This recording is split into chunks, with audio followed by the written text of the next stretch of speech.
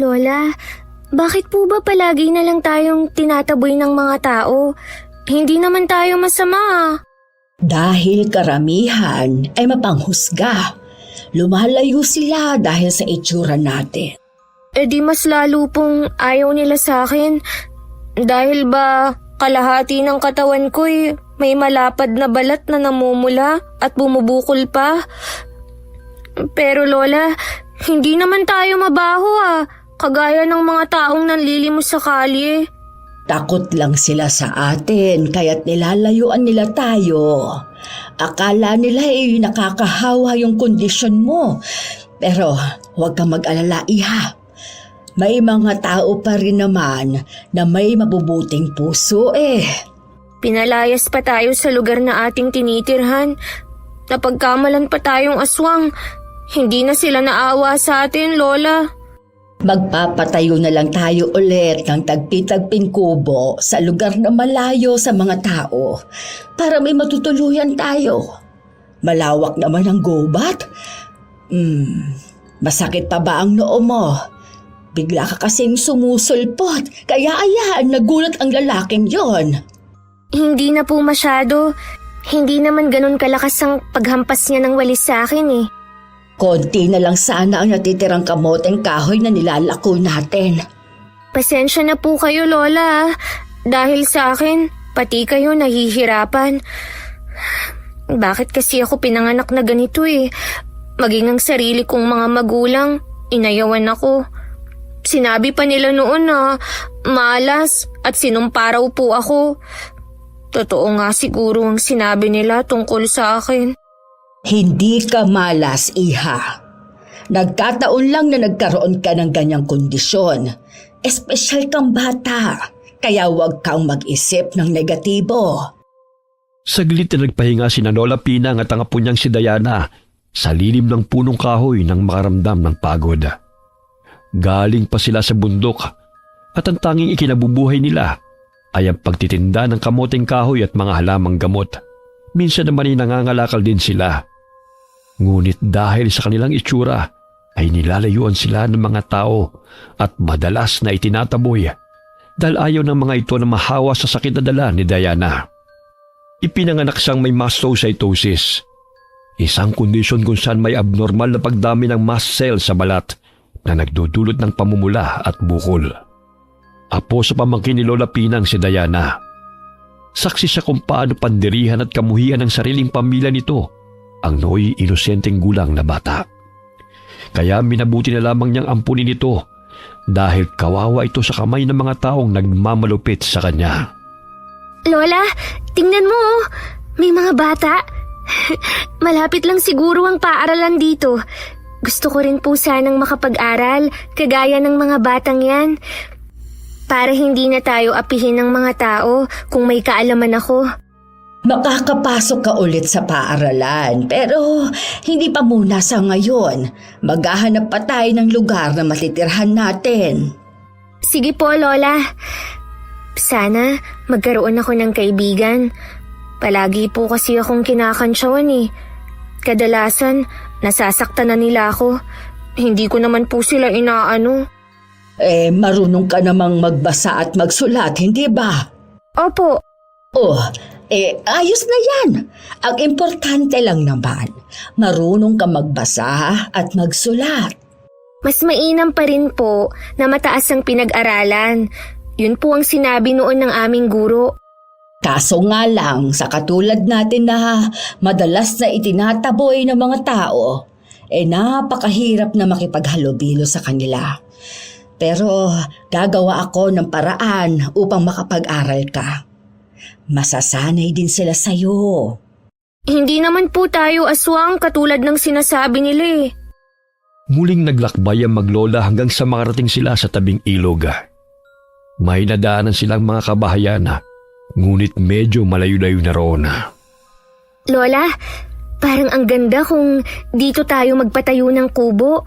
Tsaka ang linis ng tubig Hindi na tayo mamumroblema pa. Pwede naman. Kung meron bang napapadaan iilan lang siguro. Kanina pa tayo naglalakad pero wala naman tayo nakakasalubong Lola, gusto ko po rito. Ang aliwalas ng simoy ng hangin, samahan pa ng malinis na tubig. Hindi na rin gaanong kalayo ang lugar na to sa paaralan. Nakikita ko na ang bubungan, no? Oh, siya, makakabalik ka na ulit sa pag-aaral kung makakapagsimula ulit tayo rito. 15 taon na ako, pero grade 3 pa lang ang natapos ko. Nakakainggit talaga ang mga bata, Lola. Nako, huwag kang maiinggit sa kanila. Dahil may mga kaalaman ka na hindi rin nila alam. Ay, halika na. Kumuha na tayo ng mga kahoy at tangkay ng niyog upang makapagsimula na tayo makagawa ng dampa. Sige po, Lola. Magdidilim na, kaya't nagpahinga na sila sa paggawa ng kubo. Maaari na nila itong pagpahingahan dahil may bubong at dingding na pinagtagpi-tagpi nila. Humiga si Diana sa sahig na gawa sa pinagkumpul-kumpul na tangkay ng yoga. Ay, salamat. May matitirhan na tayo.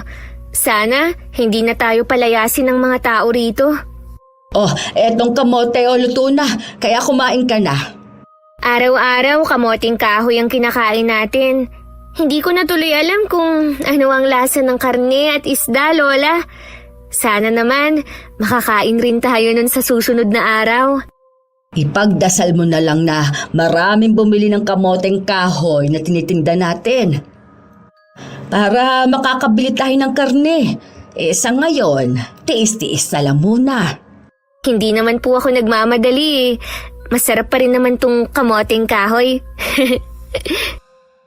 Habang kumakain ay may napadaang lalaki sa kanilang kubo at agad na pumasok roon na. Kaya't natakot si Diana at napayakap kay Lola. Anong kailangan mo? May pagkain ba kayo dyan? Nagugutom na kasi ako eh. Ilang araw na ako hindi kumakain. Itong kamote sige na, lumabas ka na. Ay, bakit kayo natatakot sa akin? Hindi ko kayo sasaktan ha. Hihingi lang naman ako ng pagkain eh. Mabuti pa kayo, hindi kayo madamot. Hindi katulad ng mga taong hinihingan ko. Ayaw nila akong bigyan ng pagkain. Sino ka ba? Saan ka nakatira? Tsaka bakit ang dumi-dumi mo? Ako si Budoy. Diyan lang ako nakatira sa kabilang dako oh. Nakita ko kasi kayo na nangangahoy kanina, kaya pumunta ako dito. Bakit nakatakip pa mukha niya, Lola? Wala. Sige na, umalis ka na. Kainin mo na yung kamote. Huwag kayong matakot sa akin. Hindi ako salbahe. Kaibigan ako. Lalabas na sana si Budoy sa kubo.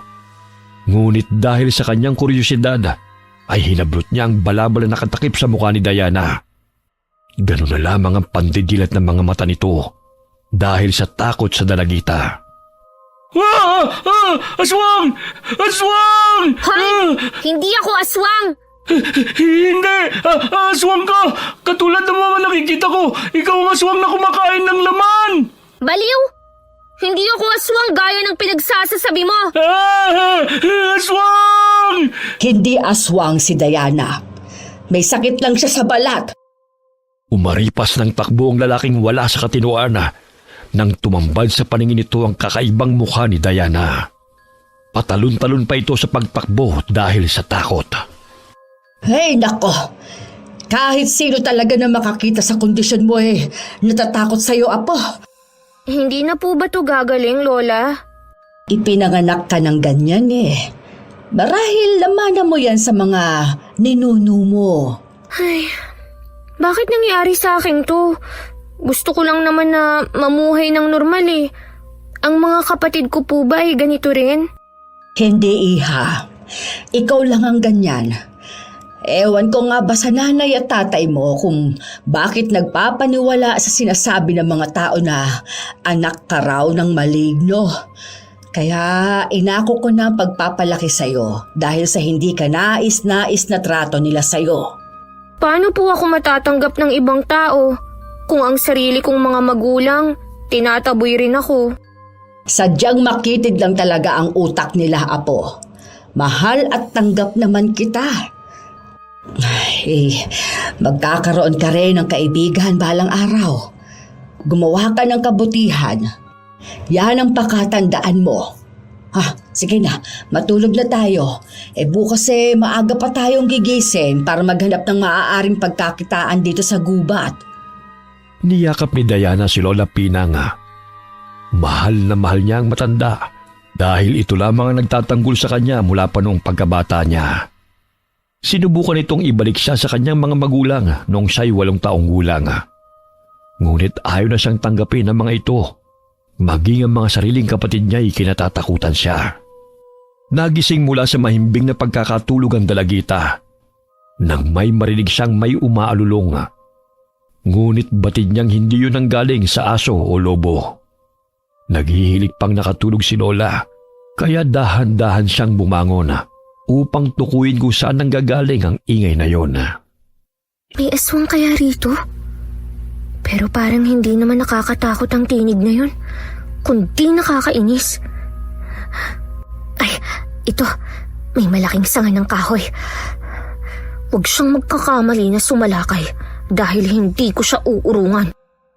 Sumilip mula sa labas ng kubo si Diana. Ngunit wala naman siyang nakitang naroon. Muli na naman niyang narinig ang alulong. Dahan-dahan niyang sinundan ng ingay hanggang sa mapansin niya ang lalaki na siyang may kagagawa noon. Aswang na siya? Sa itsura niya, parang baliw lang talaga siya. Umiikot-ikot pa siya habang sinusuntok ang dibdib. Tapos, iiyak at tatawa.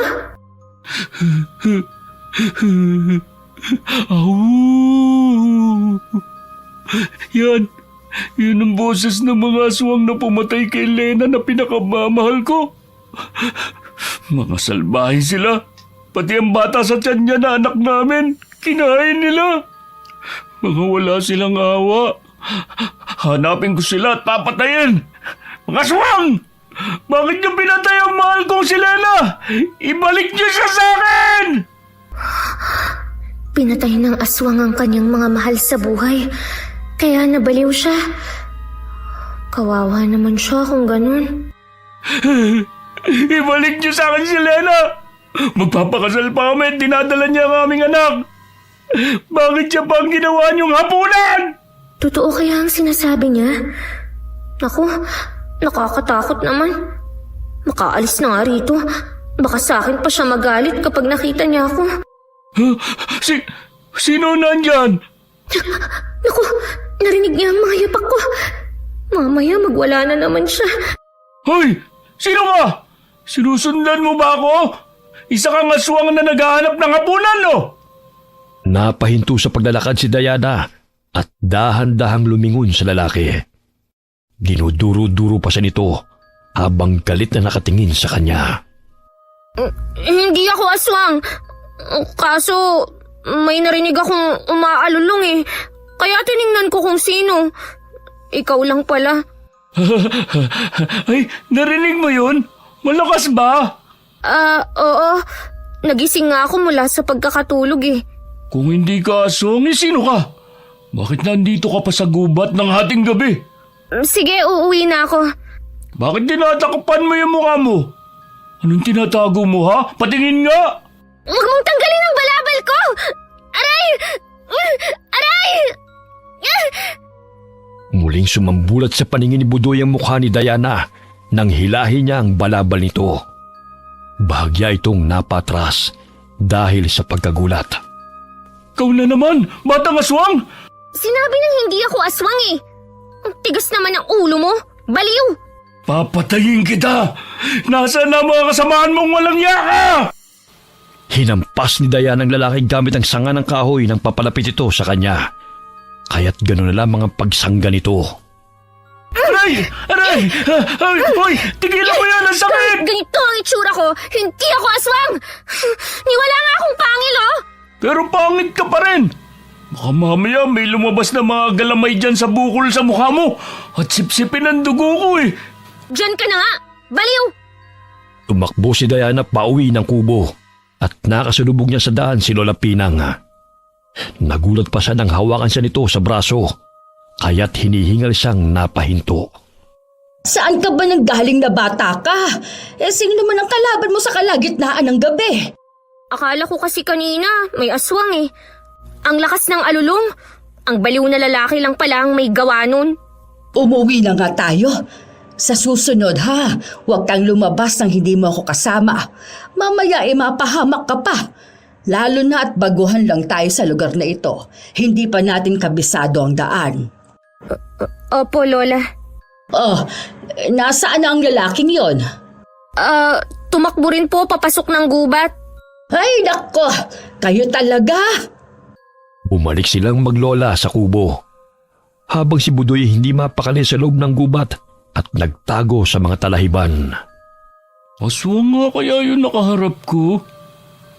Pero bakit wala siyang pangil? At hindi niya ako nilapa? Ang sakit ng likod ko sa palo niya. Salbahe rin siya. Kinabukasan, maagang nagising sina Lola Pinang at Diana upang maghanap ng prutas at maaaring ibenta na makukuha sa gubat. Maging ang kahoy na gagawing panggatong. Lola, marami na po akong naipong sanga ng kahoy dito. Tinalian ko na rin ng baging. Mga 5 bugkos na ang nandito. Kaya mo bang buhatin yan? Opo, sanay naman po ako rito eh. O siya, halika na para maibenta na natin yan. Agad na isinuot ng dalagita ang balabal at tanging ang mga mata lamang niya ang nakikita. Sa tuwing naaarawan ng kanyang balat ay mas lalong namumulayo na at nakakaramdam siya ng hapde. Kaya't upang hindi matuyot ay nilalagyan niya yun ng langis na gawa ni Lola Pinang. Dumaan sila sa mga kabahayan. Ngunit tinataboy lamang sila ng mga tao na kanilang pinagbebentahan. Manong, may kahoy na panggatong po kami rito. Baka po gusto nyo. Pambili lang po ng makakain. Marami pa kaming kahoy dito eh. Ibenta mo na lang sa iba. Sige na po. Imbes na 15 ang bugkos, 10 piso na lang po para sa inyo. Ang kulit mo rin eh, no? Umalis ka na nga rito. Baka mamaya magkasakit pa ang mga anak ko sa takot eh. Tingnan mo, oh. Umiiyak na. Hala, alis. Tayo na, Lola. Ayun, may pamamahay pa naman. Doon na lang natin ibenta to. Ang suplado naman ng lalaking nakatira dito. O sige, akin na ang 2 bugkos para gumaan yung dala mo. Kaya ko pa naman ito, Lola. Oh, ayun. May tao na lumabas sa bakuran. Dali-daling lumapit ang maglola sa taong nagwawalis. Agad nilang inalok ito ng panggatong at kamuting kahoy na nakuha nila sa gubat. Nang ilapag ni Diana ang binuhat na kumpol ng panggatong, ay nalaglag ang balabal na nakatakip sa kanyang mukha. Kaya't tumambad sa paningin ng ginang ang kakaibang itsura ng dalagita. Malakas siyang hinambalos nito ng walis sa pag-aakalang isa siyang aswang. Ay, naku! Eneng! Huwag mo na masaktan ng apo ko! Hindi siya masamang tao! Gaya ng inaakala mo! Namumula sa galit ang babae, kaya't dali-dali silang umalis sa lugar na yun. Binato pa sila nito at tinamaan sa likod ang dalagita. Walang hiyang babaeng yun! Ayaw makinig sa paliwanag natin! Ganoon na lamang kabilis ang kanyang kamay na manakit! Umupo ka na muna rito at gagamutin ko yung likod mo. Ayos lang po ako, Lola. Hindi naman po ganon kasakit eh. Pagpasensyahan mo na sila, Apo. Balang araw, mamumulat din sila na mali ang ginagawa nilang panghuhusga. Lola, sorry po ah. Kasi pati kayo nadadamay dahil sa akin. Sana hindi na lang ako ipinanganak. Kung ganito lang pala ang magiging buhay ko. Lahat ng bagay na nangyayari sa ating buhay ay may rason. Lahat ng nilikha ng Diyos ay may misyon na ginagampanan dito sa mundo. Katulad mo, isa kang matapang at mabait na bata sa kabila ng hindi pangkaraniwang kondisyon mo.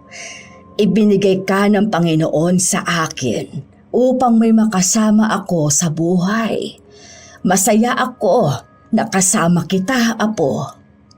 Muli silang naglakad hanggang sa mapadpad sila sa palengke. Hindi nila inasahan na may lalapit na 2 ginang sa kanila at bumili ng 3 bugkos ng panggatong na gagamitin sa pagluluto ng mais. Kaya't gano'n na lamang ang tuwa ni Diana. Oh, di ba? May mga mababait pa rin namang tao. Kung kailangan nila, sila mismo ang lalapit. Mas mabuti po palang pumuesto tayo rito, Lola. Ay, oo nga. Oh, sige na, bumili ka na muna doon ng pagkain. Alam kong gutom ka na. Natakam si Diana nang makitang binebentang puto ng tindera. Kumuha siya ng 2 supot. Ngunit malakas na inampas ng tindera ang kanyang kamay. Hoy, pulube! Umalis ka nga sa harap ng tindahan ko. Tingnan mo ang mga customer natatakot na sa'yo, oh. Ang init-init nakabalot yung katawan mo. Ala, layas! Bibili po ako, Manang. Magkano po ba ito? 10 piso ang isa. Ito pong pera. 2 ang bibilhin ko. Nandilat ang mga mata ng tindera nang makitang namumulat bukol-bukol sa braso ng dalagita. Kaya't bahagya itong tumayo at binuliwan siya. Ay, ano ba yan? Umalis ka nga rito. Anong klaseng nilalang ka, ha? Bakit ganyan ang balat mo? Manang, hindi po ito nakakahawa, ito pong pera ko. Umalis ka na. Mamaya kung ano pang sakit na dala mo rito at mahawa pa ako. Nagulat pa si Diana nang biglang sumulpot si Budoy sa kanyang likuran at hinila na naman ito ang balabala na nakatakip sa kanyang ulo. Ganun na lamang ang pagsigaw ng mga tindera dahil sa takot nang makita ang kakaibang itsura ng dalaga. Aswang! Umalis ka, limaw! Oo, Manang, aswang siya. Tingnan mo mukha niya. Sa tuwing gabi, lumalabas ang mga galamay niya sa bukol sa katawan. Kakainin niya kayo! Akin na nga yung balabal ko! Hoy! Manong! Akin na yan! Magsilayas kayo rito sa pwesto ko! Mga animal! Halalayas! Ikaw din bali, umalis ka rito! Pinagbabato sila ng tindera ng paninda nito dahil sa takot. Kaya't tumatama ang mga kakanin sa kanilang 2. Imbis na umiyak, kinuha ni Diana mga pagkain na ibinabato sa kanya. Yun din ang ginawa ni Budoy. At natatawa pa ito habang dinadampot ang mga pagkain na nagkalat sa lupa. Ilang sandali pa'y kapwa sila tumakbo nang paparating ang iba pang mga tindero upang kuyugin silang 2. Lola! Umalis na po tayo rito! Hinahabol po kami ng mga tindero! Bilis! Takbo! Ha? Ano ba yung mga dala ninyo? Nagdakaw ba kayo, Apo? Hindi po, Lola! Basta umalis na po tayo rito! Bago pa nila tayo maabutan! Sumunod na lamang si Lola kina Diana at Budoy upang makalayo sa palengke. Nagtago sila sa likod ng gusali na walang masyadong tao. Palingon-lingon sila sa paligid kung merong nakakita sa kanila. Ano ba ang ginawa ninyo? At bakit kayo hinahabol ng mga taong yun kung hindi kayo nagdakaw? At saka, bakit ang dami namang pagkain ang dala nyo? 20 pesos lang ang ibinigay ko sa'yo kanina, iha. Kasi itong si Budoy ang pangalan ko. Si Budoy kasi, tinanggal na naman ang balabal ko. Kaya nakita ng tindera ang itsura ko. At inakalang aswang ako. Kaya binigay niya sa amin tong pagkain. Anong ibinigay? Binato niya to, no? Tsaka ayaw tanggapin ng pera na hawak ko. Kaya pinaalis niya ako. Dahil marumi raw o baka may sakit akong dala at mahawa pa siya. Bukod dun, tinawag pa akong halimaw. Nakarami na talaga siya sa pang-iinsulto sa akin. Ay, mga tao nga naman, oh. O di ba ang galing ko? Kung hindi ka nga aswang, di mabuti. Para naman palagi tayong may pagkain. Hindi naman tayo magnanakaw Kusa naman nila itong binigay. Sa susunod, Budoy, huwag mo nang gawin yan, ha? Oh, siya, umuwi na tayo. Baka mamaya makita pa nila tayo at kung ano pa ang gawin nila sa atin. Ito pong puto, Lola, oh. Kumain na muna kayo. Habang naglalakad sa daan, napansin nila ang isang sasakyan na napahinto sa tabi ng mga batang naglalakad mula sa paaralan. Lumabas mula sa kotse ang isang matipunong lalaki na siyang madalas na nagbibigay ng pagkain sa mga taga-baryo. Si Antonio. May mga kasamaan rin itong pumupunta sa mga liblib na lugar upang mag-abot ng tulong. Oh, pumili na kayo rito. Marami kaming pagkain dala para sa inyo. Lola, tinatawag nila tayo. May pagkain po silang ipinamimigay. Pagkain? Ayaw nyo ba? Ako gusto ko yun. Tara na, Lola. Minsan lang tayo makakatikim ng masarap na pagkain eh. O sige, mauna na kayong dalawa sa pila. Busog na naman na ako sa putong kinain ko. Ganun na lamang ang tuwa ni na Dayan at Budoy nang makatanggap ng pagkain na nakalagay sa maliit na karton. May mga delata rin silang natanggap. Natuon ang pansin ni Antonio kay Diana na nooy balot na balot ang katawan kahit maalinsangan ng panahon. Iha, ang init pero nakatalukbong ka. Sayang naman kung itatago mo yung ganda mo. Kasi po, hindi po kasi ako pwedeng maarawan eh. Dahil mas lalong humahapdi ang sakit ko sa balat. Hindi po siya maganda, kaya nagtatago siya. Salamat po sa masarap na pagkain ha. Sana bumalik po kayo rito sa baryo para naman makakain kami ulit ng hindi tinataboy. Magandang araw po sa inyo. Ay maraming salamat sa pagkain na ibinahagi ninyo sa amin. Teka Manang, baka naman matulungan namin kayo sa kondisyon ng apo nyo. Mula nang ipinanganak siya ganyan na talaga ang balat niya. Kaya hindi na po yan magbabago pa. Maraming salamat po ulit sa mga pagkain. Nabitiwan ni Lola ang plastic na naglalaman ng mga delata nang tila may kuryenteng nanalaitay sa kanyang balat nang mahawakan niya ang kamay ni Antonio. Maging lalaki nagulat na tila ba'y napaso at naging balisa ito. Ay, pasensya na Lola at nalaglag. Medyo mabigat ang mga delata eh. Sige. Salamat sa mga pagkain. Mauna na kami, iho. Sige ho. Tipid nang umiti si Lola sa mga taong namamahagi ng pagkain bago tumalikod. Napansin niyang napakamot ng katawan at hindi mapakali ang mga ito. Matapos na makapagbigay ng pagkain ay agad na humarurot ang sasakyan palayo. Lola, bakit parang hindi ka masaya na binigyan nila tayo ng pagkain? Para kasing may napansin lang ako eh. Tsaka nagmamadali silang umalis nang makalapit tayo sa kanila. Hindi pa man kami tapos na makapag-usap ng Ginoo, pinasakay na siya sa sasakyan ng isang babaeng kasama nito. Kumain na kayo, ang sarap pa naman ng pritong manok. Mamaya, magutom na naman kayo sa kadaldal niyan. Baka po natakot na naman sa atin, lalo na sa akin. Tingnan mo maging ang mga bata ay nagsitakbuhan. Ayusin mo kasi itsura mo. Mata mo lang nakikita at ang haba pa ng damit mo. Sino hindi matatakot sa'yo?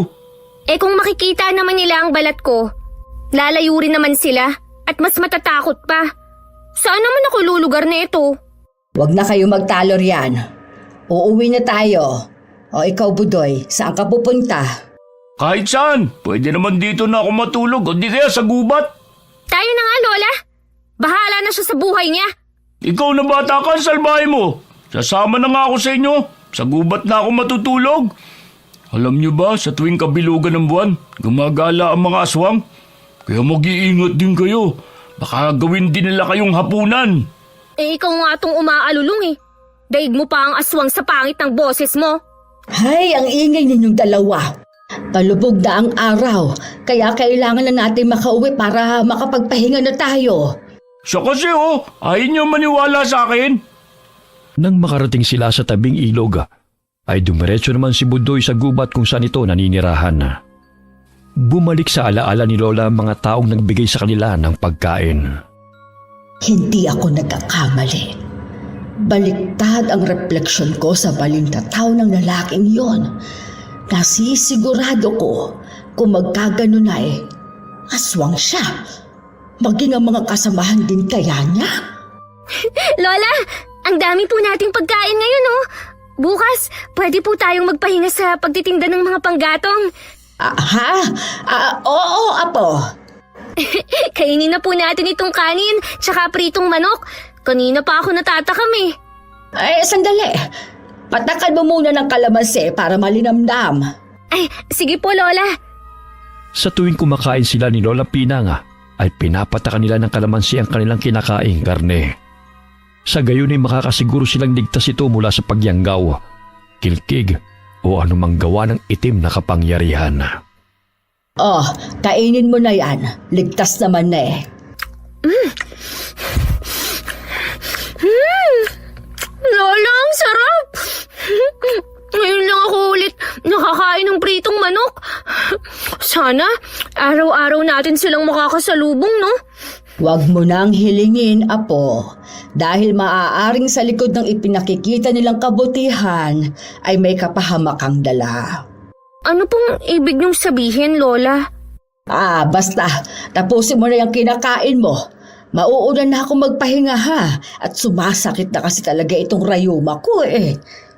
Samantala, maagang nakatulog si Budoy dahil sa kabusugan. Ngunit tila ba'y binabangungot siya nang biglang nanumbalik sa kanyang isipan na habang tulog kung paano napain ng mga aswang ang kanyang kinakasamang si Lena. Hinampas ng isang lalaki ang kanyang ulo gamit ng kahoy. Dahilan na magkaroon siya ng pinsala sa ulo. Habang nilalantakan ng kanyang mahal na si Lena na nooy 7 buwang buntis, ay wala siyang nagawa upang iligtas ito mula sa mga aswang na kumakain sa laman nito. Ngunit nagkaroon siya ng pagkakataon na makatakas nang makuha niyang patalim sa isang aswang at buong lakas niya itong sinaksak. Kaya tumakbo siya ng tumakbo hanggang sa nagpagulong-gulong siya sa burol at bumagsak sa talahiban.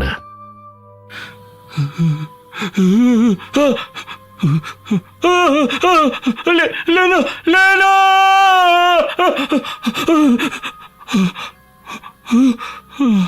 Panaginip. Napanaginipan ko na naman sila Lena at ang mga aswang. Mga walang iya sila. Papatayin ko sila lahat.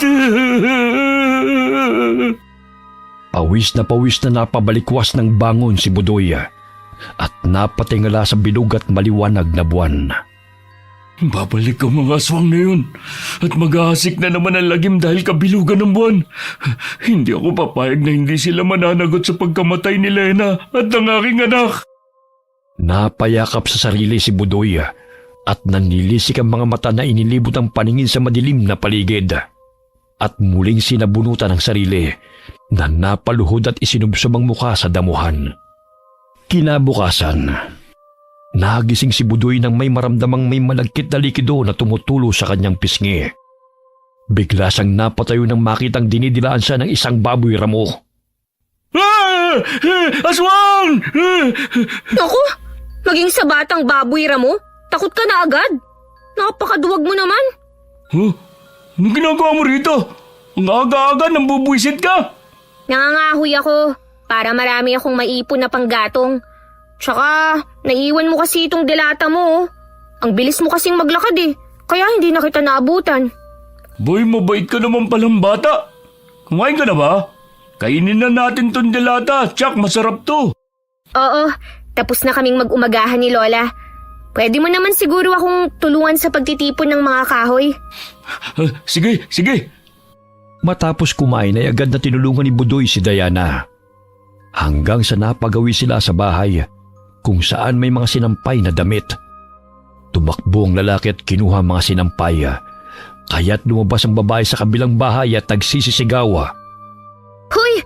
Bakit mo kinuha ang mga damit? Ilang araw mo na suot yan damit mo.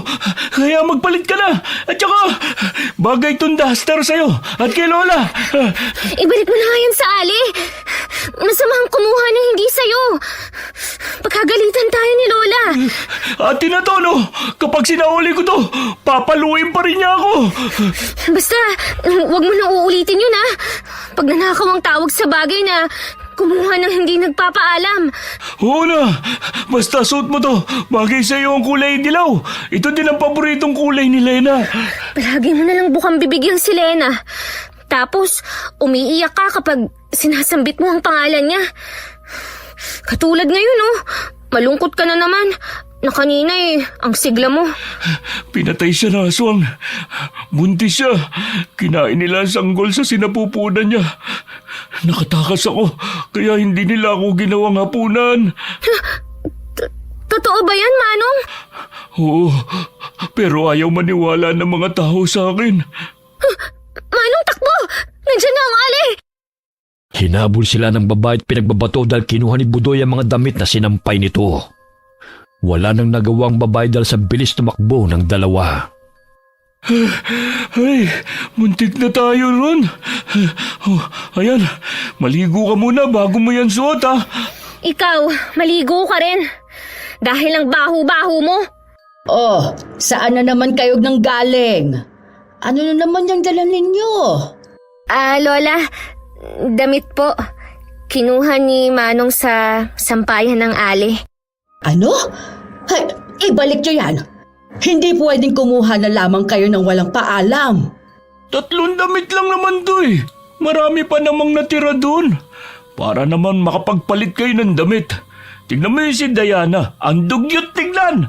Tapos ang baho-baho niya. Sus, nagsalita ang mabango.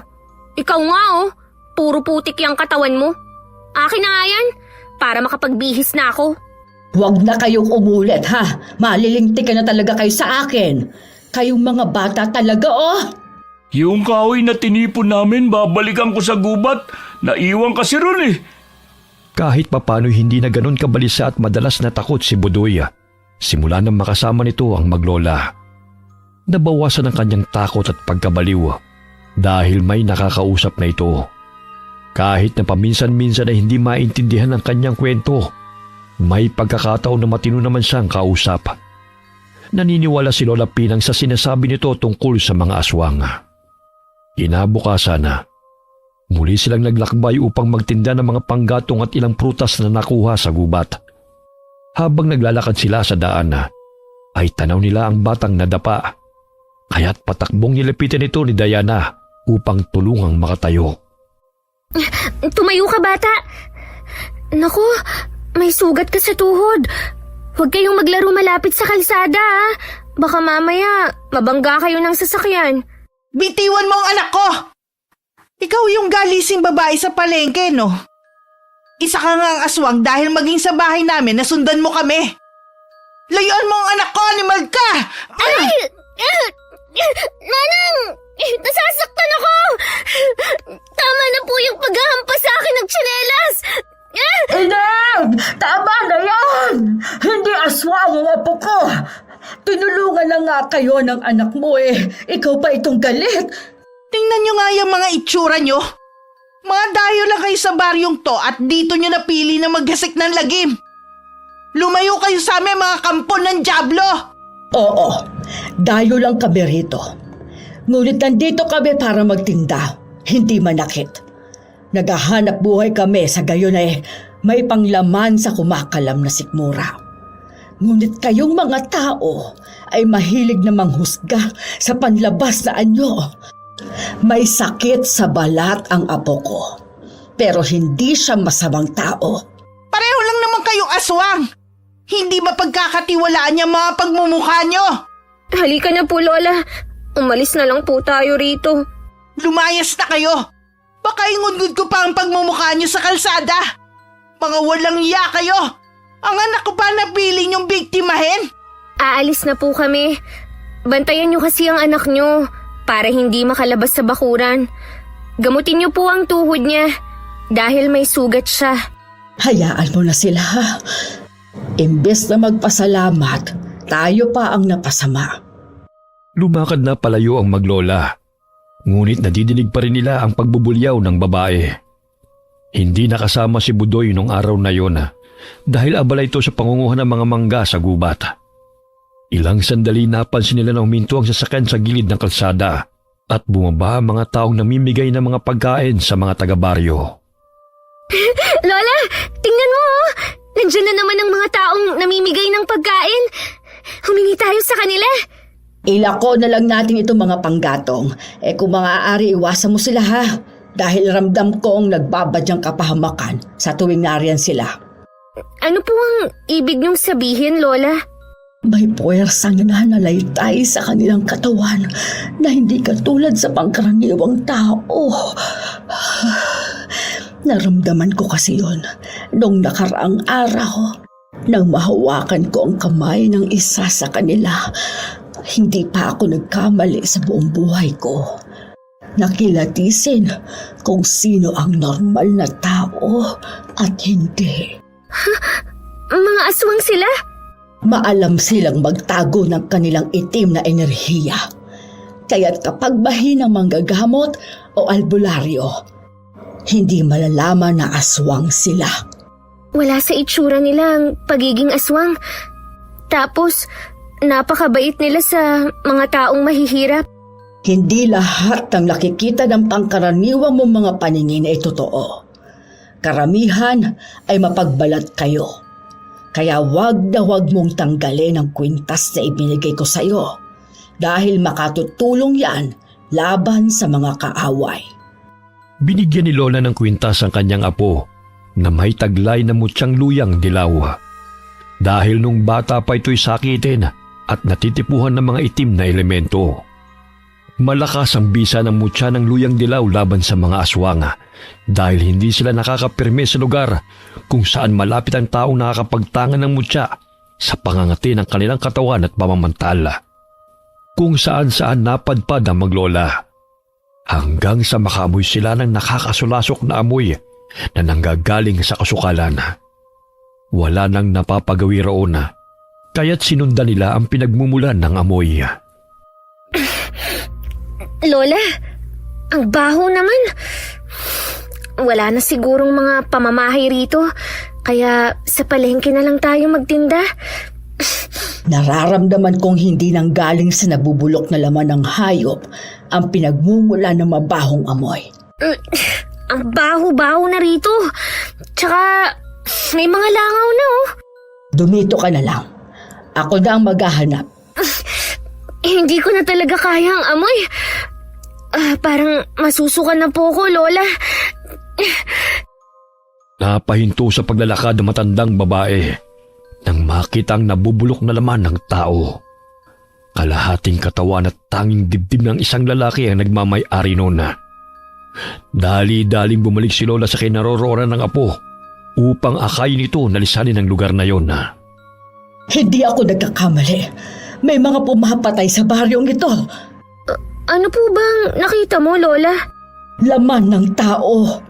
Kaya kailangan nating maging handa upang puksain ang may kagagawan nun. Ha? Paano kung umalis na lang kaya tayo sa baryong to, Lola? Natatakot po kasi ako eh. Kahit saan tayo magpunta, hindi pa rin tayo ligtas sa mga nilalang na naghahasik ng lagim. Maging ang buhay ng mga tao rito ay nanganganib. Kung ganun, ano na ang gagawin natin? Paghandaan ang kanilang paglusob.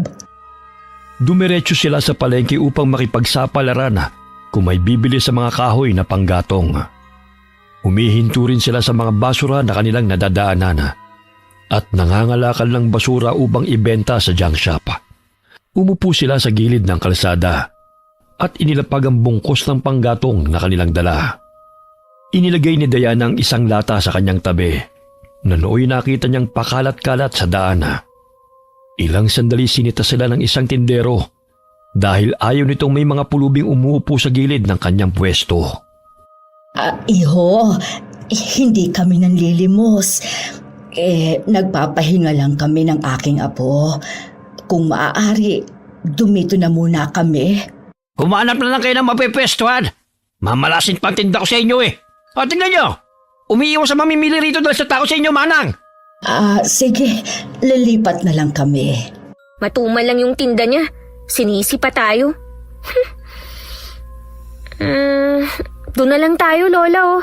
Marami-raming tao na ang naroon. Siya, dalhin mo na yung mga panggatong at ako na ito mga kamoteng kahoy at halamang gamot. Muling naglatag ng sako si Diana nang makarating sila sa gilid ng lumang gusali. Doon sila pumwesto at inilapag ang kanilang mga dala. Saglit siyang nagpaalam kay Lola upang ihatid sa junk shop ang mga kalakal na kanilang naipon nang biglang mabangga niya si Budoy. Saan ka pupunta, Diana? Ibibenta ko lang tong mga kalakal na nakuha ko sa daan kanina. Akala ko, di ka napupunta rito. Nasaan si Lola? May sasabihin ako sa kanya eh. Ay nako, gutom ka na naman kapag natataranta ka. Samahan mo na lang ako na ibenta to para makabili na tayo ng pagkain. Diana, bumalik sila. Yung mga aswang nakita ko kanina. Pinatay nila yung lalaki sa gubat. Sigurado ako sila yun. Sandali nga lang, samahan mo na ako sa junk shop. Ilang hakbang na lang oh. Hanggang sa makarating sila sa junk shop, ay hindi pa rin tumitigil sa pagkwento si Budoy. Naririnig din nila mula sa dalawang lalaki na naroon ang usapan tungkol sa nakita nitong malaking aso kagabi na humabol sa kanya. Mabuti na lamang ay may dumaang 3 tanod na nagroronda, kaya napahinto ang malaking aso at tumakbo patungo sa kasukalan. Ngunit sigurado ito na hindi yun pangkaraniwang hayop, kundi aswang. Maging sila gustong patayin ng mga aswang. Oo na, naniniwala na ako sa'yo. Kunin muna natin ang pera bago umalis. Puntahan natin si Lola. Sabihin natin sa kanya. Dahan-dahan naman, baka madapa pa tayo eh. Dahil sa kakulitan ni Budoy, nahulog ang balabala na katakip sa mukha ni Diana. Kaya't gano'n na lamang ang pagkagulat ng dalawang binata nang makita ang itsura ng dalagita at napasigaw. Ang isa'y nahulog pa sa bangko na inuupuan nito. Tumakbo sila palabas ng junk shop dahil itinuro pa siya ng lalaki. Ako na naman ang itinuturo nilang aswang. Ang kulit mo kasi Manong eh. Tumakbo na lang tayo para hindi nila tayo mahabol. Pasensya ka na, hindi ko sinasadya. Muling tinakpan ng dalagita ang kanyang mukha. Dahil sa pagmamadali na bangga niya si Antonio at ang mga kasamahan nito na nooy papunta ng palengke. Naku, sorry po sir. Oh, bakit nagmamadali kayo? Dahan-dahan lang. Nasaktan ka ba? Hindi naman po. Sorry po ulit ah. Tumango si Antonio at agad na tinalikuran ng dalagita dahil sa hindi mawaring naramdaman. Wala na silang dalang pagkain. Di ba sila'y namimigay? Oo sila. Ubus na siguro. Pansin kong naiinis sila sa'yo dahil kamot ng kamot yung kasama niya. Mukhang nahawaan mo yata ng galis mo eh. Ay, hindi kayo. Eh di sana, nahawaan na rin kita kung may galis nga ako. Halika na, puntahan na natin si Lola. Kilala ng mga tao sa palengke ang grupo ni na Antonio dahil madalas silang bumibili roon. Nabaling ang tingin ng lalaki kay Lola kaya't mabilis itong umiwas sa matanda. Nandito sila. Malapit ang loob ng mga tao sa kanila. Ngunit ramdam kong nagbabalat kayo lamang sila. Sadyang iniiwasan nila ako dahil hindi sila makatiis sa bisa ng mutya. Lola, may sasabihin ako sa'yo. Oh, akala ko ba'y magpapahinga ka? Bakit ka nandito? Nakita ko sila sa gubat. Kinakaladkad nila yung lalaki. Sigurado akong gagawin nila itong hapunan sa gabi. Tama ka, Budoy. Kailangan nating maghanda dahil umaaligid lang dito ang mga aswang. Minsan, naiiwan pa nilang bahagi ng katawan ng kanilang biktima sa kasukalan. May nakita ka rin po ba, Lola? Kanina akala namin nabubulok na laman ng hayop. Ngunit sigurado akong kapirasong katawan iyon ng tao. Maraming aswang. Nakakatakot. Pumapatay sila. Sinisip-sip nila ang dugo kagaya ng ginawa nila sa pinakamamahal kong si Lena. Bago ka maghurumentado riyan, itong tinapay para maibsan yung galit mo. Ay salamat. Kanina pa nga akong gutom eh. Lah, ang bilis naman magbago ng reaksyon mo. Wala pang 1 minuto, basta pagkain, tumitino ka na agad. Teka nga, akala ko ba kukuha ka ng mangga sa gubat? Oh, nasa na? Hindi na ako nakakuha dahil nakita kong may pinatay na lalaking nanguuling. Kitang-kita ng dalawang mata ko na pinukpok ang kanyang ulo tapos sinilid siya sa sako. Tapos naalala ko ang marka sa kamay ng lalaking pumukpok sa noo ko. Kagaya na nakita ko kanina. Sigurado ka ba, Budoy? Opo, sigurado ako. Hindi ako nagsisinungaling. Binuhat ni Budoy ang mga bugkos na mga kahoy na panggatong at dinala sa mga tinderang nagluluto ng mga kakanin. Kaya't agad yung naubos. Masaya itong bumalik kina Lola at ibinigay ang pera. Kanina pa kami rito, pero wala man lang lumalapit. Mabuti na lang at dumating ka, Budoy. Kaya naubos ka agad ang mga panggatong. Siyempre naman, Lola. Sinabi ko kasing kukunin ko ang kanilang paninda kung hindi nila bibilin yung mga kahoy. Kaya yun, napilitan sila. Ang galing mong dumiskarte, Manong. Bilib na talaga ako sa'yo. Oh, di ba? Sa susunod, damihan natin ang dala para marami na tayong pera. Huwag mo nang takutin at baka sa susunod ay saktan ka nila. Pakiusapan mo na lang. Hindi madadala sa matinong usapan ng mga yan. Kaya kailangan may konting panakot eh. Pumalakpak si Diana dahil sa tuwa. Agad na silang umuwi sa kanilang tinitirhan dahil palubog na naman ang araw. Saglit na napahinto si Budoy sa paglalakad nang may maapakan siyang patalim. May bahid ng dugo pa yun kaya't agad niya itong kinuha. Tingnan mo, Lola, may dugo. Sino kaya ang nagmamayari nito? Sariwa pang dugo sa patalim na to. Baka may kinatay na hayop. Dugo ng tao yan, hindi sa hayop. Siguro sa sobrang pagmamadali naiwan niya ng salarin. Maya-maya'y may napansin silang mga taong paparating. Nagulat sila nang bigla silang itinuro na matandang lalaki na dun daw nito banda nakitang pagpatay sa batang nangangahoy. Nagkataon na hawak ni Budoy ang patalim at silang hinabol ng mga tao. Sinasabi ko na nga ba eh. Sila ang pumapatay sa baryong ito. Sila ang madalas sa pag-gala-gala rito. At dyan banda ko nakita na tinatapos ang katawan ng bata. Hoy, huwag mo kaming pagbintangan. Kinuha ko lang ang itak na to sa lupa. 3 kataong nakita kong pumatay sa bata. Marami ng kabataan ang nawawala dahil sa kagagawan nyo. Mawalang galang na sa inyo, mga Ginoo. Wala kaming alam sa paratang ninyo. Sa katunayan, napadaan lang kami rito. Totoo, ang sinabi ni Budoy na nadampot lang niya ang itak na ito. Pagsisinungaling pa talaga kayo ha? Ayan, nakikita nyo bang dugo sa mga talahib na yan? Diyan nyo pinatay ang anak ni Lucas. Kitang-kita ko na isinalid nyo pa sa sako. Yang sako ng bitbit nyo. Ano yan? Po, ito, mga natitirang kamuting kahoy ito eh. Tapos dito sa isang sako ko nilalagay yung mga bote at lata. Tinitigan ng mabuti ng matandang lalaki ang dalagita. Namilog pa ang mga mata nito habang sinusuri ang buong pagkatao nito. Tara, takbo! Halika na, Lola. Kakargahin na kita. Manong, bilis! Nandiyan na sila! Ay, naku naman.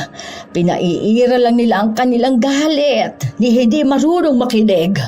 Tatakas pa kayo ha? Hoy! Mga kriminal! Halimaw! Bumalik kayo rito! Nalaglag ang balabal ko, Manong! Huwag mo nang balikan. Ikukuha na lang kita ulit sa sampayan ng ali. Pinasa ni Budoy si Lola sa kanyang likod at tumakbo sila papasok ng gubat. Nakita ng mga taong hindi normal na itsura ni Diana, kaya't napagtanto nila na mga aswang nga ang kanilang hinahabol. Hanggang sa tuloy na silang nakalayo sa mga tao, kaya't pansamantala silang nagpahinga sa malaking puno ng nara. Ay, tayo pa talaga ang napagkamalang mamamatay tao. Ang mga aswang naman yun. Naaamoy niyo ba yon? Ang baho na nagmumula sa nabubulok na laman.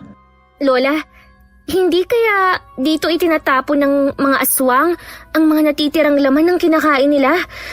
Kagaya ng natagpuan natin kanina? Kung gano'n na lamang ang galit ng mga tao, dahil naghahanap sila ng masisisi at tayo pa ang itinuturo. Lola, tignan nyo. Ulo ng tao at mga tira-tirang laman. Yak! Nakakadiri! Kung saan-saan na lamang nila iniiwan ang mga natitirang bahagi na nabibiktima nila. Kailangan natin gumawa ng sandata laban sa kanila. Itong itak, matalim. Kaya sila nitong patayin. Gumawa tayo ng sibat, Manong. At huntingin natin sila. Umuwi na tayo. Natitiyak kong agresibo ang mga aswang ngayon, kabilugan ng buwan. Sisimulan na natin ang paggawa ng mga sandata laban sa kanila. Hindi lang mga aswang ang ating kalaban sa ngayon, maging ang mga tao. Mga walang iya sila. Nasugatan patuloy ako sa paa. Ang sakit, Lola. Naapakan ko yung nakauslim bato kanina. Oh, siya, gagamutin natin yan pagdating ng kubo. Ang lakas mo nga rin, Budoy. Ang bilis mo tumakbo kahit karga mo na ako. Paano hindi siya lalakas, Lola? Madalas na nakikipaghabulan yan sa mga baboy, Ramo. Akalain mo yun? Kahit sa maliit na baboy, nagtatatakbo sa takot. Hoy! Hindi totoo yan! Nang makarating sila sa kuboy, agad na ginamot ni Lola ang sugat sa paa ni Budoy. Humihikbi pa ito nang makaramdam ng sakit. Oh, akala ko ba, Manong, matapang ka? Paano mo papapatayin ng mga aswang yan? Kung sa maliit na sugat umiiyak ka na. Anong maliit na sugat? Tignan mo nga, oh. Nahiwa ang daliri ko sa paa. Ikaw talagang Diana, kasalbahe ka rin. Totoo naman ah. Kung gusto mong patayin ng mga aswang, dapat matatag ka. Dahil masusugatan ka kapag nakipaglaban ka sa kanila. Sapagkat wala silang awa, Manong. Kaya nila tayong patayin para lang mapawi ang kanilang gutom. Mamaya kukuha ako ng kawayan para gawing sibat. Kalaan nila, ha? Magpahinga ka na muna. Mamaya, hindi pa gumaling tong sugat mo sa kakalakad mo. Malinis na yan, kaya isuot mo sa paa ang tsinelas. At hindi yung sa mga braso mo inilalagay. Nasanay kasi akong nakayapak eh. Kahit ngayon lang, sige na, para hindi madumihan ka agad ang sugat mo. Sundin mo na lang ang sinabi ni Lola. Maya-maya mawawala na rin ang sakit niyan. Saglit na nagpahinga si Budoy. Ilang sandali tumayo na ito, dalang itak patungong gubat at paika-ika itong lumakad. Oh, Manong. Akala ko po ba'y masakit pa yung pasa mo? Bakit aalis ka na? Hindi na masyado. Kailangan na natin gumawa ng sandata laban sa mga aswang na yun. Sasamahan na kita, Manong. Ikaw ang bahala. Nagputol siya ng mga kawayan at pinatulis niya ang mga dulo noon. Naabutan na sila ng dilim sa gubat, kaya't nang marami na ang kanilang nagawa, ay napagpasya na nilang umuwi. Ngunit napahinto sila sa paglalakad nang maramdaman na may mga kaluskos na nagmumula sa paligid at mga yabag na papalapit sa kanila. Napalingon si Budoy sa kanyang likuran at tumambad sa kanilang paningin ang taong may matatalim ng ngipin. Naglalangis ang katawan at nanilisik na nakatingin sa kanila. Mabutit nandito pa kayo. Hindi na ako mahihirapan sa paghahanap ng pagkain. Aswang! Kayo ang pumatay kay Lena, papatayin kita! Ang tapang mo namang taong grasa ka. Naamoy ko ang lansa ng dugo mo. Pero pwede na rin naman yan para pantawid ng gutom. Sige, lumapit ka! Tatabasin ko yung ulo mo! Sa tingin mo ba'y kaya mo ko?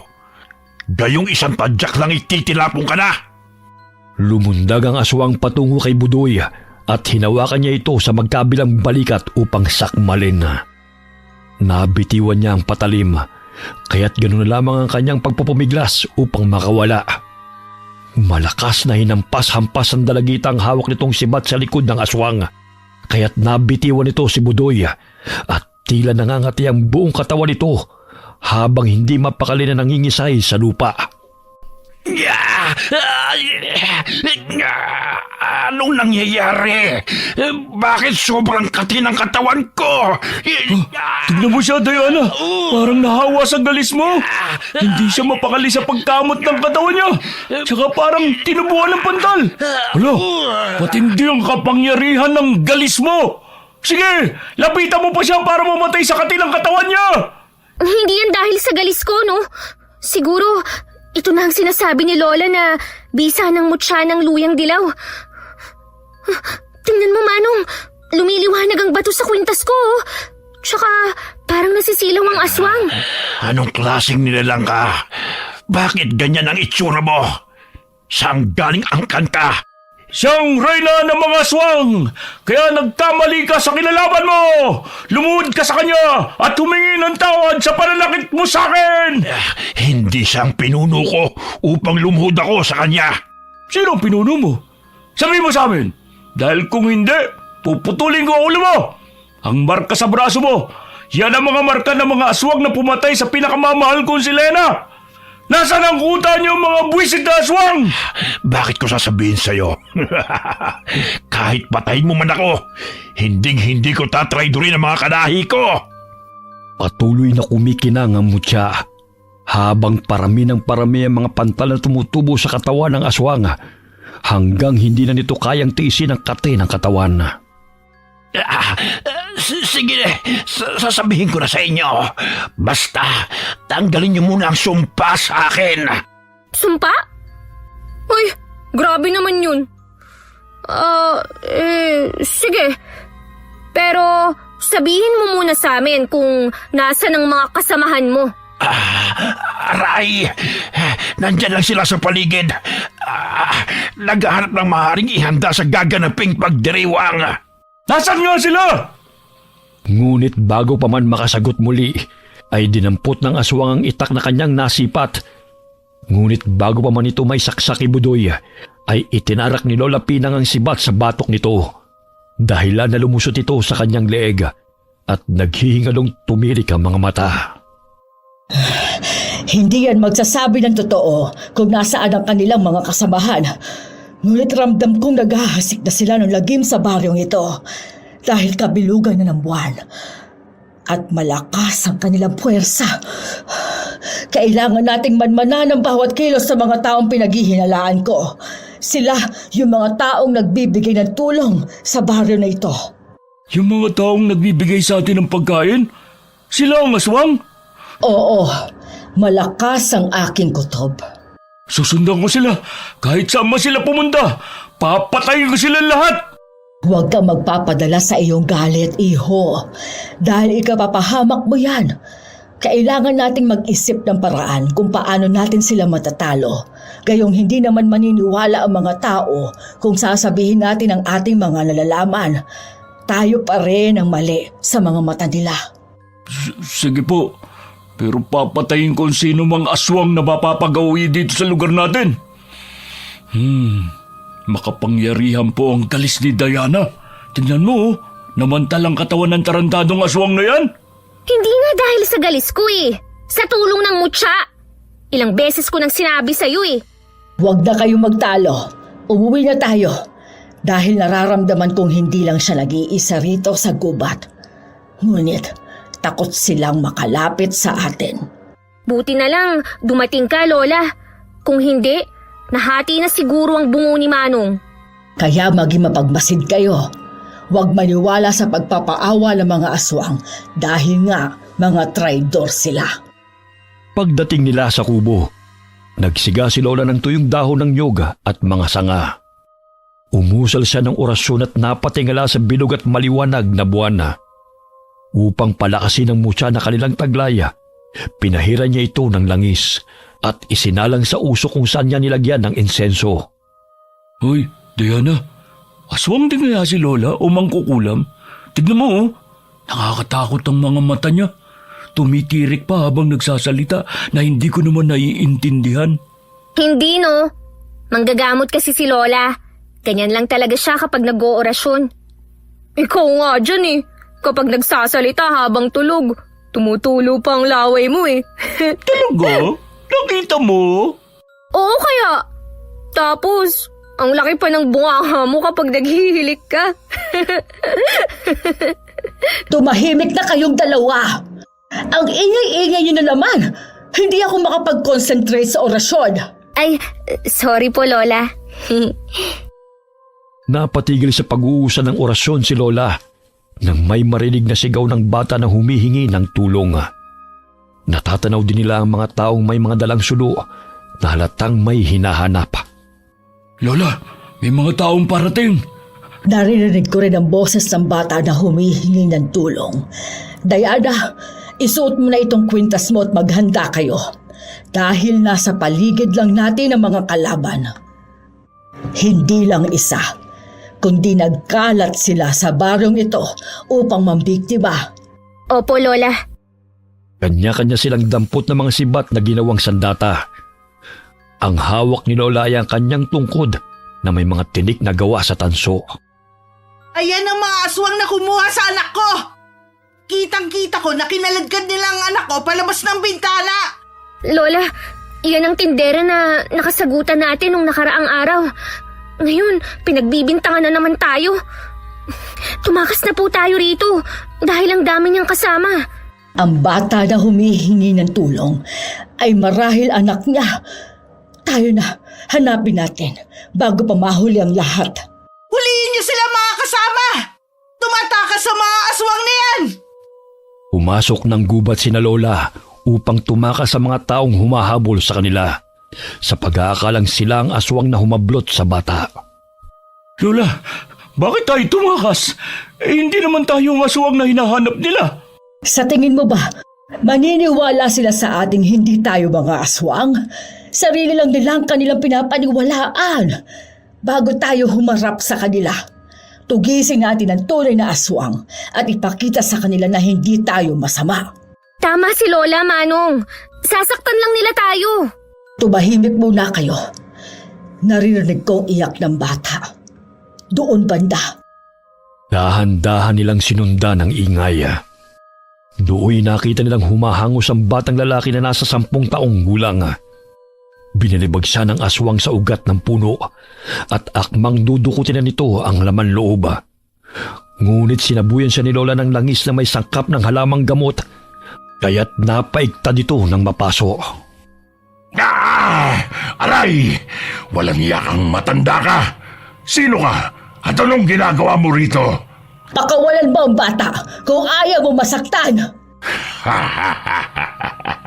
Ang tanda mo na upang makipaglaban pa. Marupok na yung mga buto mo. Pero ang angas mo pa rin, ha? Malakas siyang hinampas ni Lola gamit ang tungkod nito na may tinik, dahilan na masugatan ito sa mukha. Matanda na ako, pero hindi ako umuurong sa labanan. Lalo na sa mga katulad ninyo mga halangang bituka. Ginagalit mo talaga akong matanda ka. Walang sino man na makakapigil sa amin dahil ang mga taong ito ay pinapataba namin para gawing pagkain. Kaya huwag ka nang makialam pa.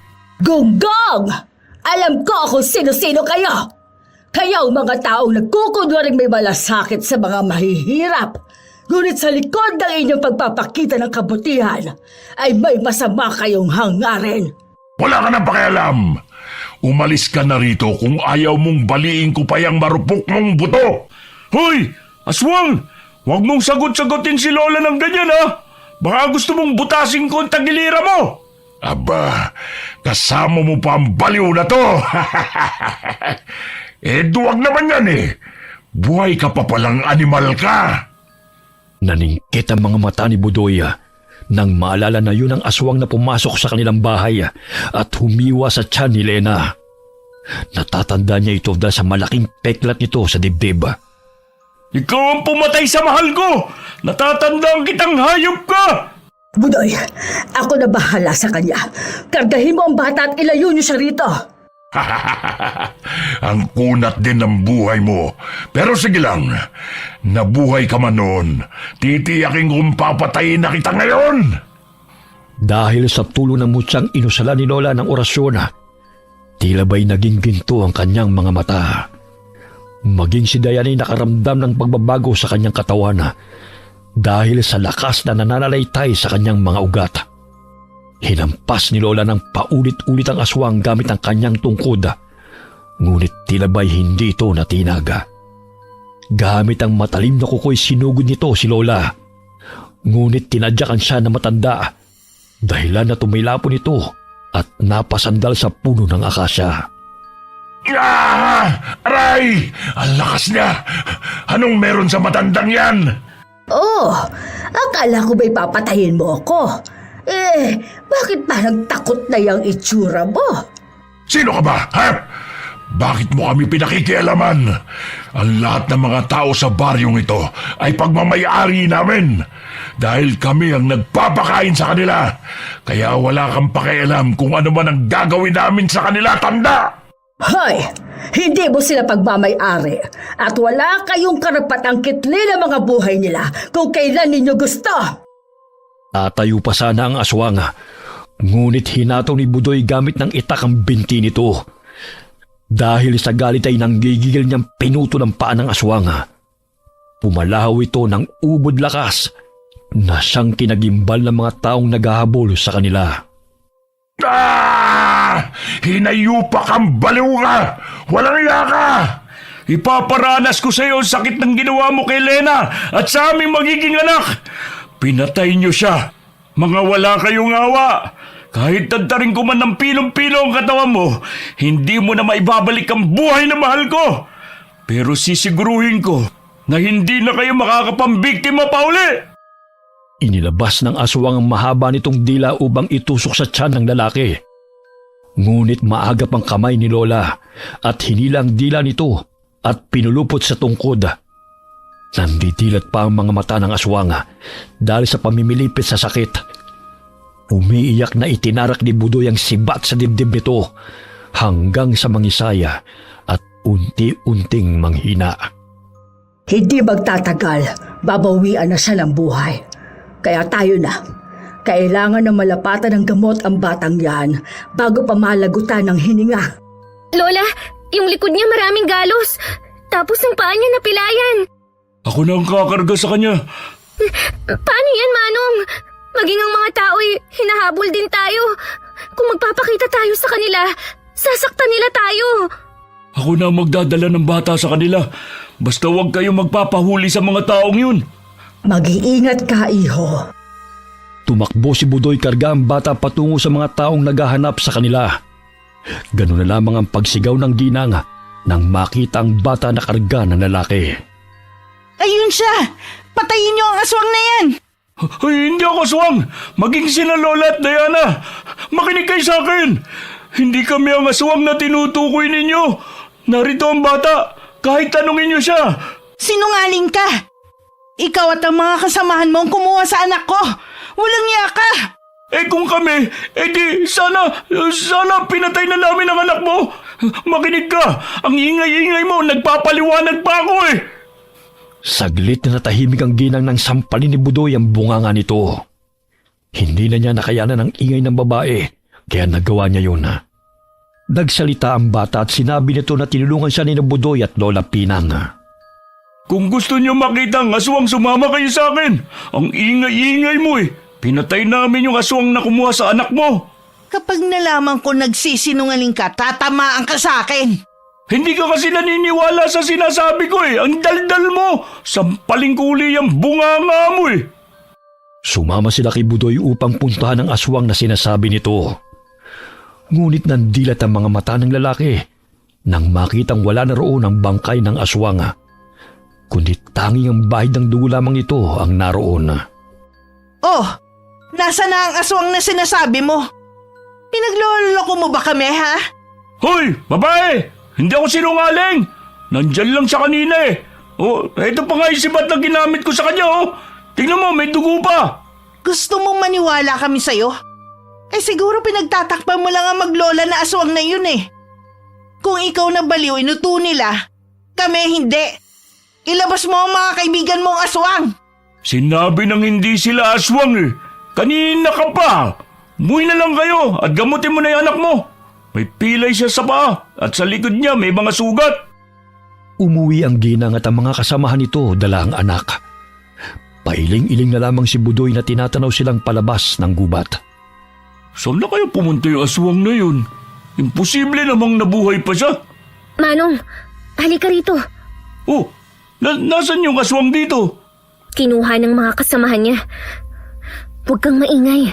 Nagtatago lang sila sa paligid. Pinapakiramdaman ni Lola ang puwersa nila dahil susundan natin sila. Lulusubin natin sila? Paano natin sila matatalo kung tayong tatlo lang? Baka marami sila at lapain nila tayo. Tara na! Kailangan nating sirain ang kanilang pagtitipon-tipon dahil maraming kabataan ang masasawi ngayong gabi kapag pinabayaan natin sila. Hindi lang ba ang batang yun ang biktima, Lola? Marami pa? Oo, nararamdaman ko. At yon ang ibinubulong ng kapangyarihan ng mutya sa akin. Huwag kayong mag-alala. Tutulungan tayo ng gabay. Sinong gabay? Nasaan siya? Wala naman ako nakikita. Nandyan lang siya sa paligid. Parang hangin na hindi nakikita. Siya yung engkantada na nagbigay ng mutya kay Lola. Hindi ko kayo maintindihan. Sumasakit lang ulo ko sa inyong dalawa eh. Binaybay nila ang masukal at madilim na daan. Sa tulo ng mutyang gabay ay natunto nila ang kuta ng mga aswang. Malayo na yun sa mga kabahayan. Napagitnaan ng bundok at gubat. Naalala ko, Lola. Dito sa lugar na to nila kami dinala ni Lena. Sa malaking bato na yan kung saan nila pinahiga ang mahal ko bago hiwain ang tiyan niya. Tumahan ka na nga, Manong. Tumutulo ang uhog mo sa ulo ko, oh. Tumahimik nga kayong dalawa. Mamaya may makarinig sa atin dito. Lola, dito pala nila dinadala ang kanilang bihag. Karamihan ay mga bata, oh. Teka, nakikilala kong lalaking yun, oh.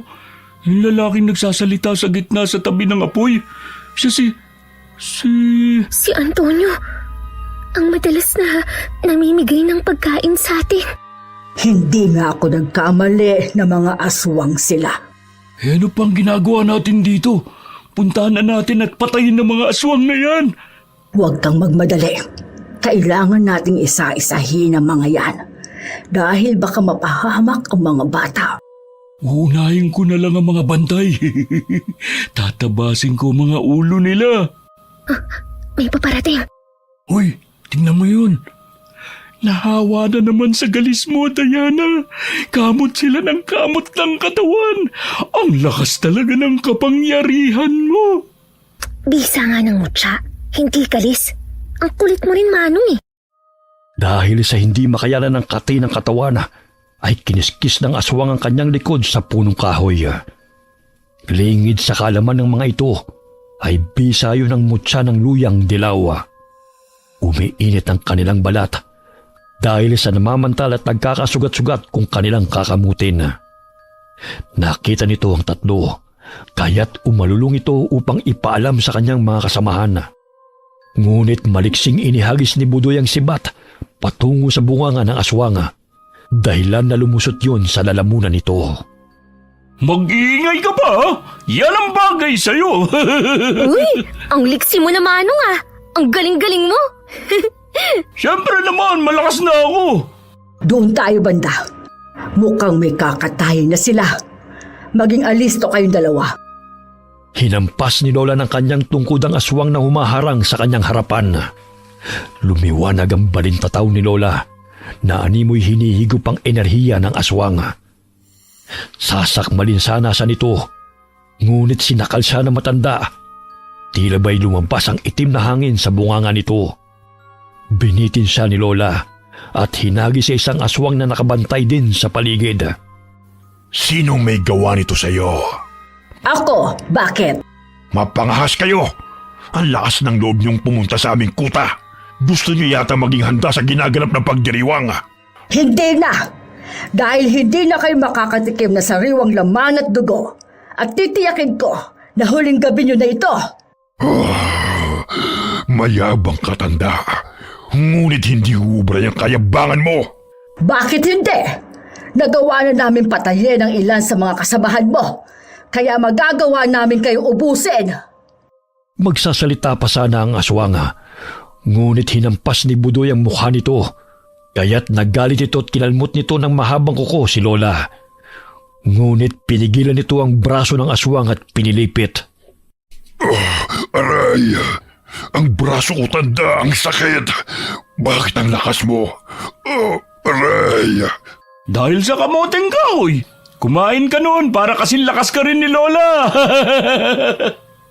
Inilabas ng aswang ang mahaba nitong dila upang ipulupot sa leeg ni Lola. Ngunit hinambalos ni Diana ang likod nito ng sibat dahilan na mabilaukan ito. Ngunit hinila nito ang paa ni Budoy kaya't nagpagulong-gulong sila pababa. Umalulong ito ng malakas upang ipaalam sa kanilang mga kasamahan na may kalaban. Anong inaalulong mo, ha? Para kang baliw! Mga tarantado kayo! Pinatay ninyo ang anak ko at ang babaeng pinakamamahal ko! Isusunod kita para magkita-kita na kayo sa impyerno! Ikaw ang may sungay, oh! Kaya ikaw ang nararapat doon para matupo ka ng apoy! Mga wala kayong awa! Paulit-ulit na sinuntok ni Budoy ang aswang. Kahit patpatin man siya'y malakas pa rin ang kanyang kamao, kaya't nasasaktan ito. Sa tulong ng mutya ng gabaya, lumiwanag ang mga mata niya dahilan na masilaw ang kalaban nitong aswang. Anong nilalang ka? Bakit lumiliwanag yung mga mata mo? Tao, bakit? Dahil sa lakas ng pagkakasakal ni Budoy sa aswang, ay hindi nito makahinga. Unti-unting lumuwag ang pagkakakapit nito sa likod ng binata. Nasugatan man siya ngunit hindi siya nakaramdam ng sakit.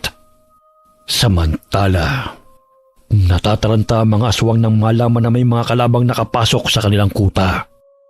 Inutusan sila ng leader nilang si Antonio na hanapin at patayin ang gumugulo sa kanilang pagdiriwang. Hanapin niyo sila at patayin. Sino man ang mapanghas na kumakalaban sa akin ay may naghihintay na kaparusahan.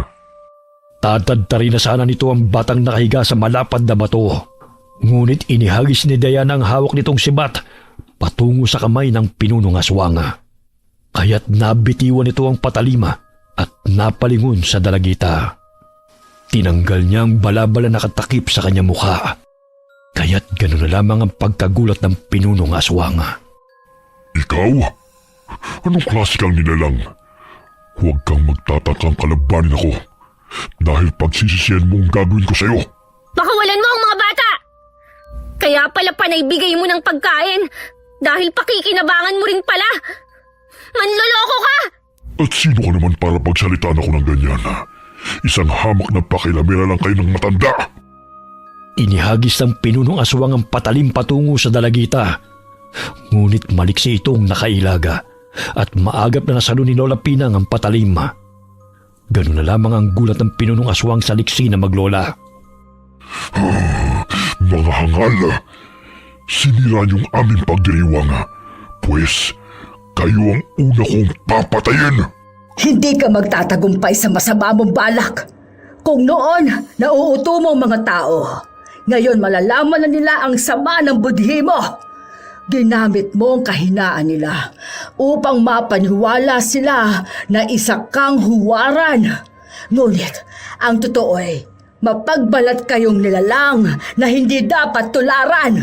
Ang galing mo naman sa baligtasan, tanda. Akala mo ba maaapektuhan ako sa mga matalinhaga mong salita? Isang pagkakamali ninyo ang tumungtong kayo sa teritoryo ko dahil pare-pareho kayong pagsasaluhan namin ng mga kasamaan ko. Tumalo nito upang hablutin si Diana. Ngunit biglang umilaw na naman ang mata niya dahilan na masilaw ang pinunong aswang. Hindi ito tinatabla ng pangangati ng katawan dahil may pananggalang din ito. Bagamat dahil sa liksi na maglola, sa tulong ng mutya ng luya ay nagawa nilang mailagan ang bawat pagsugod ng mga aswang. Maging ang dalagita ay hindi makapaniwala sa lakas at liksi ng kanyang taglaya. Sinipa niya sa panga ang isang aswang, kaya't bumagsak ito sa damuhan.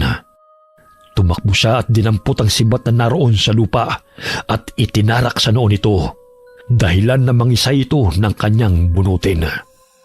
Ang lakas niya. Kakaiba ang itsura ng batang ito. Anong klaseng aswang kaya siya? Saan siya nanggaling? Oh, bakit parang natutulala ka na riyan? Nakaramdam ka ba ng takot? Wala sa isipan kong salitang takot. Baka manginig ka kapag tinabas ko na yung ulo mo, tanda. Di gawin mo! Ang dami mo pang sinasabi! Muling sinugod ng pinunong aswang si Lola. Ngunit maliksay siyang inilaga nito. Hinampas siya ni Lola ng tungkod sa balikat, kaya't nakaramdam ito ng sakit. Nang bumaon ang mga tansong tinik sa kalamnan nito, tinadyakan siya ni Lola sa sikmura, dahilan na matumba siya sa damuhan. Nakachamba ka lang, tanda. Pero lulod ka rin at magmamakaawa sa akin. Ikaw ang paluluhurin ko upang malaman ng mga taga-baryo na ang taong tinitingala nila ay isa palang bulok ang pagkatao. Dahil sa kagagawa ninyo, isinisisi sa amin ang mga patayan na pagkawala ng mga tao. Yun pala, kilala lang nila ang tunay na may kagagawan. Hindi mangyayari yan dahil uunahan na kita. Muli itong tumayo at sinakal si Lola. Nabitiwan ni Lola ang tungkod dahil sa lakas ng pinunong aswang. Nandidilat pa ang mga mata nito dahil sa galit. Ibinuka nito ang bunganga upang higupin ang lakas at enerhiya ng matandang kalaban. Ngunit muling nagliwanag ang mutya sa kwintas ni Lola. Imbis na ang lakas ni Lola Pinang higupin nito, ang mismong lakas nito ang hinigop ng kwintas. Anong nangyayari? Bakit parang namamanhid ang buo kong katawan?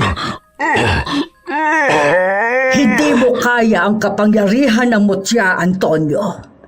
Huwag mong maliitin ang katulad kong manggagamot na nagmula pa sa lahi ng mga babaylan. Pulubi man kami sa inyong paningin, pero may lakas kaming hindi ninyo alam. Ang init ng katawan ko. Parang hindi ako makahinga. Lola, tingnan mo.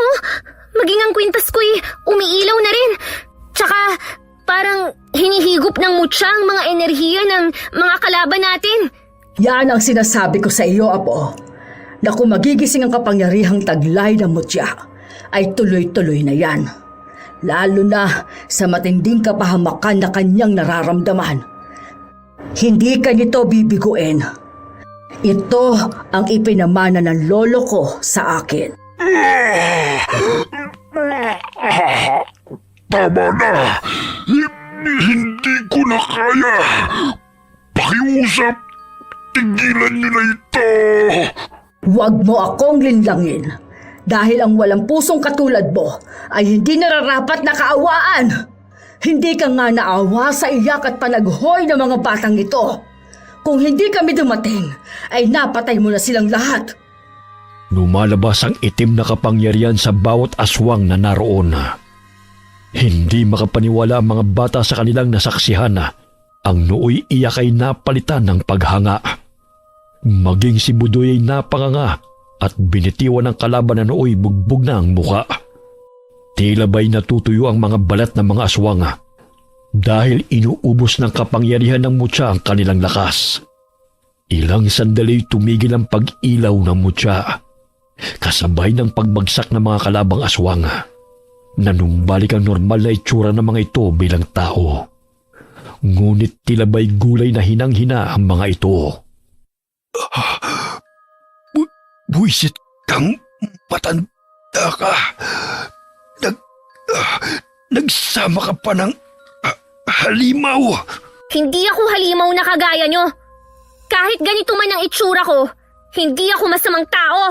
Oo, hindi halimaw si Diana. Kahit pangit ang mukha niya, mabait siyang bata. Ikaw, masama ka. Manong, mas masakit pa po sinabi mo kaysa sa sinabi niya eh. Sinipa ni Budoy ang ulo na naghihingalong si Antonio. Dahil sa galit ng mga bata, ay pinaghahampas nila ng kahoy ang mga aswang. Tama na yan, mga bata. Maya-maya ay mamamatay din ang mga yan. Di ba, Lola? Ang masamang damo, matagal mamatay. Di hindi pa siya mamamatay mamaya. Kasabihan lamang yon. Pero nasisiguro kung patay na siya maya-maya. Nagtipon-tipon sila at hinintay na sumapit ang umaga. Humingi ng paumanhin ang mga batang naroon kina Diana at Lola Pinang dahil ang buong akala nila'y aswang ang mga ito. Hindi na rin sila natakot sa itsura ng dalagita dahil ipinaliwanag ni Lola Pinang ang kondisyon sa balat ng apo.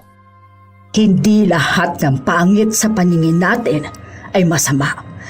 Sadyang hindi lamang siya pinagpala sa panlabas na anyo. Ngunit ang pinaka-importante ay ang laman ng ating puso. Maging mabuti tayo sa kapwa mga bata, ha? Huwag na kayong manakit dahil lahat tayo ay pantay-pantay. Magkaiba man ang ating mga kulay at itsura, lahat tayong mga nilalang ay mahal ng may kapal. Lola, ang mga aswang na yan, wala nang karapatang mabuhay dahil masama sila at gusto nila tayong patayin. Lahat tayo ay may kanya-kanyang paniniwala. Mayroon din tayong pagpipilian kung gagawa ba tayo ng mabuti o masama. Pinili nila ang kasamaan, kaya't yan ang kinalagyan nila. Kaya kayong mga bata, maging mabuti kayo sa kapwa, ha? Huwag ninyong tularan ang mga aswang na yan. Lumiwanag na ang paligid. Kaya't bumungad sa kanilang paningin ang natutuyot na ninigas na katawan ng mga aswang. Nagsimula na silang maglakbay pauwi ng baryo. Mahigit 3 oras ang kanilang lalakarin mula bundok. Kaya't kinarga ni Budoy ang batang may sugat sa paa. Isang batang pulubi na pagala-gala rin sa kalsada. 9:00 na ng umaga sila nakarating sa kubo, kung saan nanunuluyan sina Lola at Diana. Nagtampisaw ang mga bata sa ilog at kanya-kanyang inom ng tubig dahil sa uhaw. Lola, ang sarap pala na magkaroon ng kaibigan, no? Alam mo, Lola, kung hindi nangyari to, siguro hindi nila ako tatanggapin. Sinabi ko naman na sa'yo na magkakaroon ka rin ng kaibigan balang araw. Kaya, ayan, ang dami na nila. Sandali ha, at magluluto ako ng kamoteng kahoy. Tsak na gutom ng mga yan. Labis ang tuwa ng mga bata habang naliligo sa ilog. Nang maluto na ang kamoteng kahoy, sama-sama silang kumain. Ganun na lamang ang pasasalamat nila sa maglola at kibudoy dahil iniligtas nila ang kanilang buhay. Hinatid ni Lola ang mga bata sa kani-kanilang tahanan.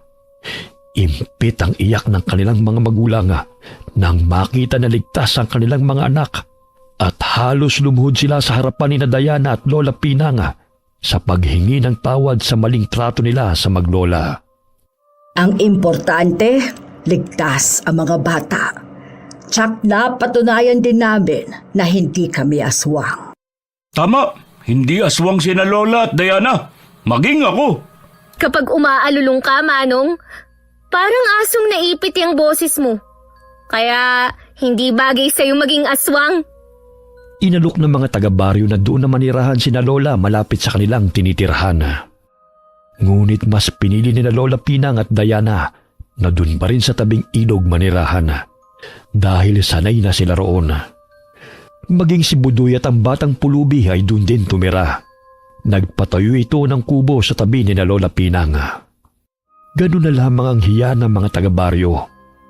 Dahil ang nooy tinataboy nilang maglola ay hindi pala ang aswang na naghahasik ng lagim sa kanilang lugar, kundi si Antonio at ang mga kasamahan nito na nakilala nila bilang mabuting tao, ngunit mapagbalat kayo.